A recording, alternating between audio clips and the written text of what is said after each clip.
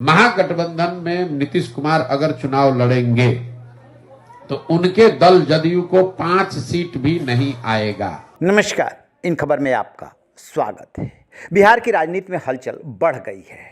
जैसे ही कर्पूरी ठाकुर की संवित जयंती पर नीतीश कुमार ने अपने को कर्पूरी ठाकुर से जोड़ा और परिवारवाद पे हमला किया, वैसे ही लालू खेमे में मच गई बेचैनी और लालू प्रसाद यादव की बेटी रोहिणी आचार्य ने एक्स पर एक के बाद एक 3 पोस्ट डाल करके साथ दिया नीतीश कुमार पर निशाना और कह दिया कि जो विचार बदलते हैं उनका क्या।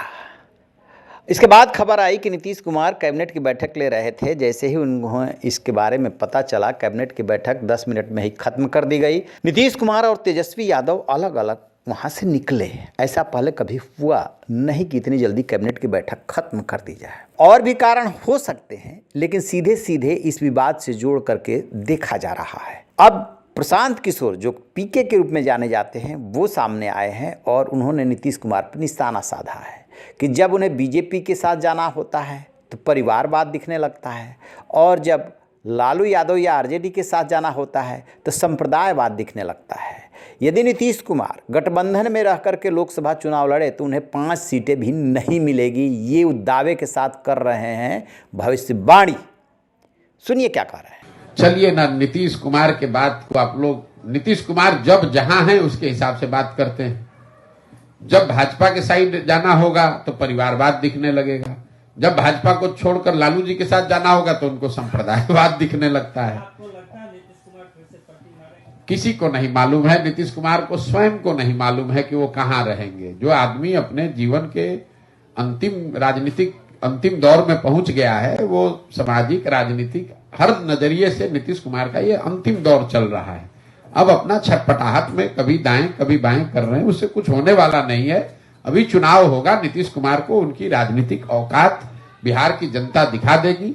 मैंने पहले कहा है, आपको फिर से दोबारा कैमरे पर कह देता हूं, आज तक मैंने अगर चुनाव को लेकर कोई भविष्यवाणी की है, बहुत मैं करता नहीं हूं, तो शायद ही कभी गलत हो सकता है, गलत नहीं होता है।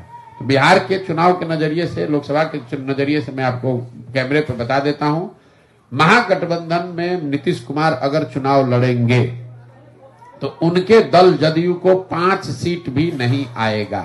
और ये 2 महीने से हम बात कह रहे हैं और उनके दल वाले भी समझ रहे हैं कि अगर प्रशांत किशोर कह रहा है तो 5 सीट नहीं आएगा। इसीलिए भगदड़ होनी है। अब भगदड़ में नेता भागते हैं ताकि उसमें नीतीश कुमार भी भाग जाते हैं, इसका कोई भरोसा नहीं है। उनको वो घबराहट बिल्कुल स्वाभाविक है, उनको दिख रही है। ऊपर से कुछ भी कहें, जनता ने उनका साथ छोड़ दिया है। आप लोग खुद पत्रकार हैं, आपको मालूम है जदयू को कौन वोट देगा। कोई वोट देने वाला नहीं बचा हुआ है। तो लोकसभा से पहले अपना हाथ पांव मार के फिर कोई रास्ता निकालने का कोशिश कर रहे होंगे। लेकिन अगर लोकसभा से पहले नहीं भी गए तो ये आप लिख के रखिए कि लोकसभा के बाद तो उनको आज की स्थिति जो है, ये तो स्थिति बदलेगी ही बदलेगी। ये जो महागठबंधन की सरकार चले, और ये हम 1-1.5 साल से कह रहे हैं, ये जो व्यवस्था है ये तो बहुत चलेगा तो लोकसभा तक चलेगा। लोकसभा में ये लोग हारेगा, फिर भागना तोड़ना शुरू हो जाएगा। नीतीश कुमार एक बार फिर से फंसे हुए दिखाई दे रहे हैं। एक खबर ये भी आ रही है कि जैसे ही राहुल गांधी की भारत जोड़ो न्याय यात्रा बिहार में आएगी, वो उसमें शामिल नहीं होंगे। फिलहाल वो बंगाल पहुंच चुके हैं। वहाँ ममता बनर्जी से ऑलरेडी कांग्रेस की तनातनी चल रही है। तो न तो वो कांग्रेस से खुश हैं और न ही आरजेडी से। पिछले दिनों लालू यादव और तेजस्वी यादव उनके घर भी गए थे, लेकिन उनकी बॉडी लैंग्वेज बता रही है कि सब कुछ अंदर ठीक नहीं चल रहा है।